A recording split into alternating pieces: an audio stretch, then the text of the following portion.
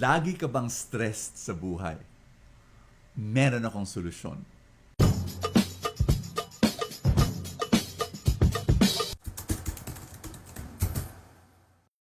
Let me first tell you a story. Isang araw, merong isang bata na bored sa school. Bored sa mga lecture ng teacher niya, bored sa kanyang mga assignments. Ang gusto lang niya maglaro pagkatapos ng eskwelahan. And after class, yun, lalaro siya. Tapos sa bahay, magiging bored ulit. Ayaw na rin sa bahay kasi ang daming mga pinapagawa ng nanay niya. Naku, maghuhugas ng plato. So anyway, yung gusto lang niya maglaro. And isang araw, no, punta siya sa school. Pagkatapos ng school, naglaro. Pagkatapos ng laro, uuwi na siya. Bago siya umuwi, napagod.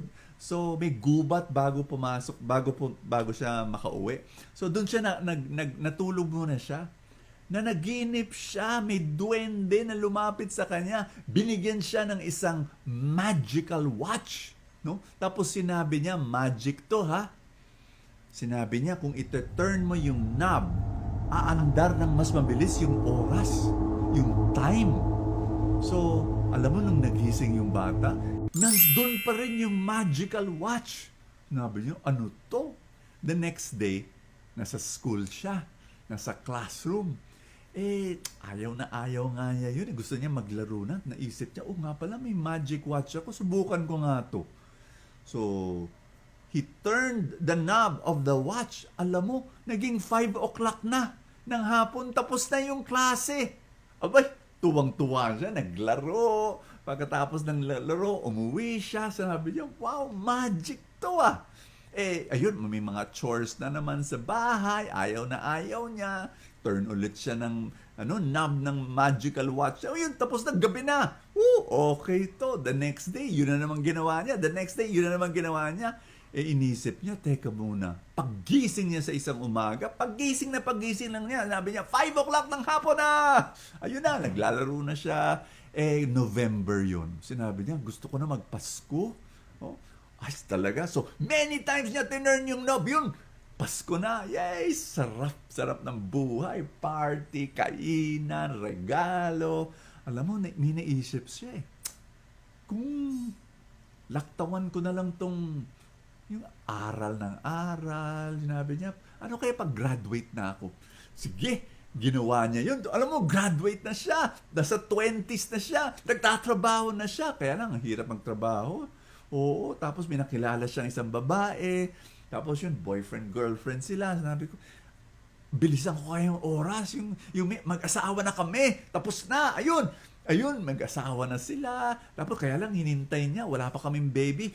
Inandar niya ulit yung magical watch. Ayun, may baby na siya. Tapos, siyempre, ang hirap pa sa trabaho. Gusto ko, executive na kaagad ako.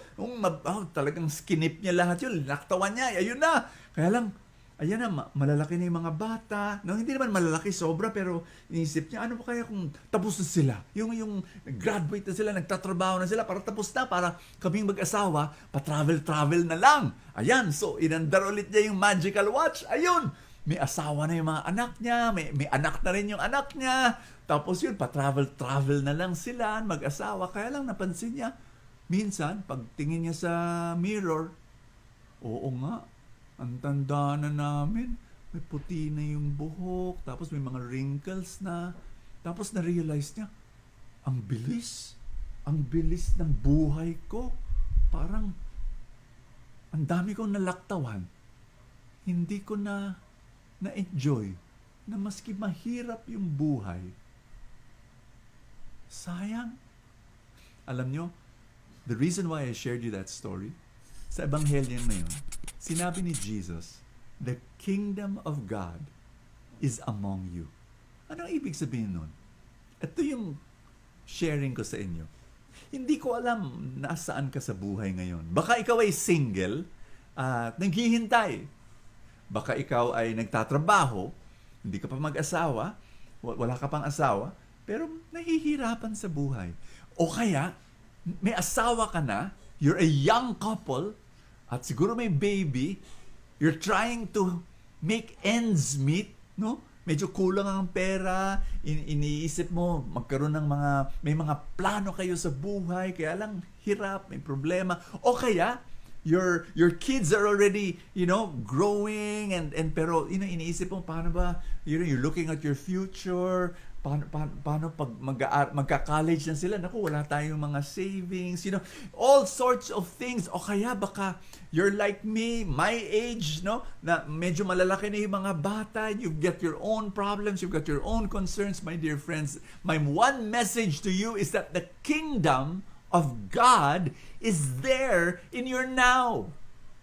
Do not think about the past, yung nakaraan, tapos na yun. Huwag ka rin masyado mag-isip sa kinabukasan mo kasi wala pa rin yun. What you have now is your now. Huwag mo gawin yung ginawa ng bata na forward ka agad. Teka muna, yung now, kailangan enjoyin mo. Maski medyo mahirap, maski may mga problema, you've got to be able to say, nandito si Lord. Nandito si Lord ngayon. And I need to embrace the present moment because God is here and I can trust Him. Pwede akong magtiwala sa Panginoon. My dear friends, can I invite you to pray?